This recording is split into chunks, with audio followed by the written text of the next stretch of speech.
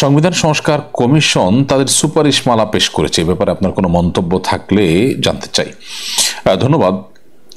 সংবিধান সংস্কার কমিটি ইতিমধ্যে যে সুপারিশমালা করেছে এর মধ্যে বেশ কিছু জিনিস আছে ইতিবাচক, যেমন ধর্ম নিরপেক্ষতাবাদ এবং সমাজতন্ত্র বাদ দেওয়া হয়েছে, যেটা খুবই প্রশংসার দাবি রাখে।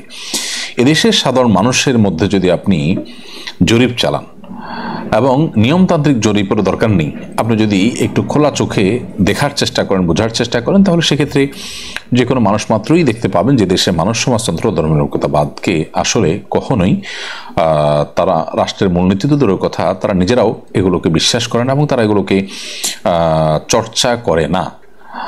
তবে এদেশের মানুষ সকল ধর্মের মানুষের ধর্মীয় স্বাধীনতা বিশ্বাস করে, যার কারণে সকল ধর্মের মানুষের ধর্মীয় স্বাধীনতার জন্য সাম্প্রদায়িক সম্প্রীতির উজ্জ্বল উদাহরণ দেশের মানুষ সৃষ্টি করেছে।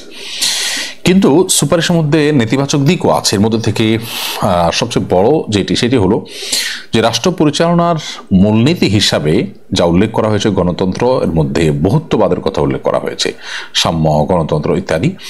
তো সাম্য ইত্যাদি তো থাকবেই, কিন্তু সেখানে বহুত্ববাদের যে কথাটি এসেছে এটি যথেষ্ট অস্পষ্ট এবং বহুত্ববাদের ব্যাখ্যা থাকা দরকার। তাছাড়া বহুত্ববাদ এ শব্দের যে উল্লেখ করা হয়েছে এখান থেকে আসলে সমাজের ধর্মীয় এবং সামাজিক মূল্যবোধ পরিপন্থী বিষয়গুলো আমাদের আইনে চলে আসতে পারে এবং রাষ্ট্র পরিচালনার ক্ষেত্রে সেগুলো খুব সূক্ষ্মভাবে প্রবেশ করবার সুযোগ রয়েছে। আমি জানি না তারা বহুত্ববাদ বলতে কি বুঝিয়েছেন, এই জিনিসটা ব্যাখ্যা সাপেক্ষ বিষয়, এটা নিয়ে যথেষ্ট আপত্তি করবার সুযোগ আছে। বিশেষ করে জাতীয়তাবাদ বাদ দিয়ে সেখানে বহুত্ববাদ ঢোকানোর উদ্দেশ্য কি, লক্ষ্য কি? এদেশে মানুষ বিভিন্ন ধর্মে বিশ্বাসী হলেও এদেশের বেশিরভাগ মানুষ ইসলাম ধর্মে বিশ্বাসী। মালয়েশিয়ার মতো দেশের সংবিধানে যদি তাদের রাষ্ট্রধর্ম হিসাবে, অফিসিয়াল ধর্ম হিসাবে ইসলামকে রাখতে পারে, আমাদের রাষ্ট্রধর্ম হিসাবে মুসলিম থাকতে সমস্যাটা কোথায়? আল্লাহর উপর আস্থা বিশ্বাস আমি যতটুকু জানি সেটাও কিন্তু রাখা হয়নি। এটা অত্যন্ত গর্হিত কাজ হয়েছে এবং এটা বিগত রেজিম পর্যন্ত সাহস করেনি। এদেশের মানুষের যে সিম্প্যাথির জায়গা, এদেশের মানুষের যে আল্লাহর প্রতি আস্থা বিশ্বাসের জায়গা, সেটা সংবিধানকে বাদ দেওয়া হলে এদেশের মানুষের আশা আকাঙ্ক্ষার প্রতিফলন কিভাবে হবে? তাছাড়া একটা বিষয় খুব স্পষ্ট করে খোলাসা করা দরকার এবং জোর দাবি জানাচ্ছি আমি, সেটি হলো ধর্মীয় এবং সামাজিক মূল্যবোধ পরিপন্থী কোনো আইন করা হবে না, বা রাষ্ট্র পরিচালনার ক্ষেত্রে ধর্মীয় এবং সামাজিক মূল্যবোধকে গুরুত্ব দেওয়া হবে, এই জিনিসটি বিশেষভাবে উল্লেখ থাকা দরকার। সেক্ষেত্রে অবশ্য সকল ধর্মের মানুষের ধর্মীয় যে বিধিবিধান রয়েছে এবং সামাজিক মূল্যবোধ রয়েছে এগুলোর পরিপন্থী কোনো আইন করা হবে না, এই জিনিসটি স্পষ্ট করা দরকার। এটা যদি হয় তাহলে আমার মনে হয় এটি চমৎকার একটি কাজ হবে, সত্যিকারের জনগণের আশা আকাঙ্ক্ষার প্রতিফলন এখানে ঘটবে।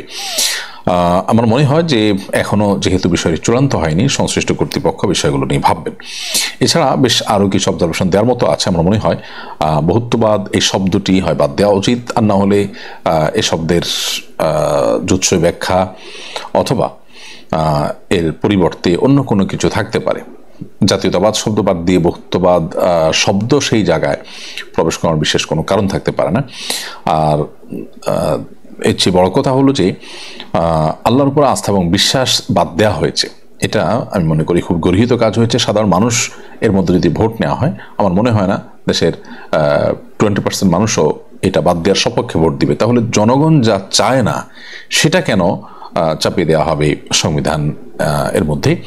আমার মনে হয় এই জায়গাটাতে জনগণের আশা আকাঙ্ক্ষার প্রতিফলন ঘটা উচিত এবং ধর্মীয় এবং সামাজিক মূল্যবোধ বিরোধী কিছু থাকবে না, যে সেটিকে আরো নিশ্চিত এবং খোলাসা সুস্পষ্টভাবে সেটা বলা উচিত। এটা বলা হয়নি মোটেই, এটা বলা উচিত।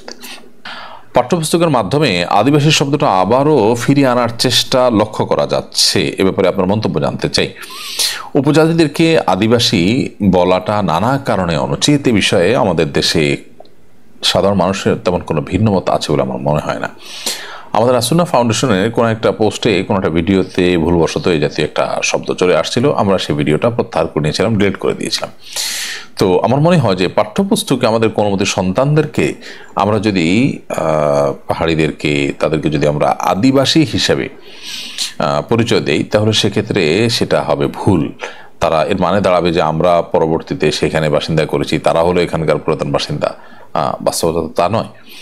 তো এই জন্য এই শব্দ নিয়ে আপত্তি ওঠাটা অযৌক্তিক নয়। সবচেয়ে বড় কথা হলো এমন কিছু লোক আমাদের পাঠ্যপুস্তকের উপরে সওয়ার হয়েছে, যারা আসলে বিগত রেজিমে এমনকি তার আগেও বিভিন্ন সময় সংশ্লিষ্ট বিষয়ে সত্যিকারের পণ্ডিত না হয়েও তারা সেখানে ইন্টারফেয়ার করেছে, তাদের বিভিন্ন এজেন্ডা বাস্তবায়নের চেষ্টা করেছে, বিদেশিদের এজেন্টের ভূমিকা তারা অবতীর্ণ হয়েছে, তারা এখনো পর্যন্ত আছে। দুর্ভাগ্যজনক বিষয়টি আমাদের, সেই জন্য এ ধরনের শব্দ এসেছে আমাদের বইয়ে, যেটা আমি মনে করি যে দেশের বেশিরভাগ মানুষকে আহত করেছে। আমি আশা করব যে এটা সংশোধনের উদ্যোগ সরকার নেবে।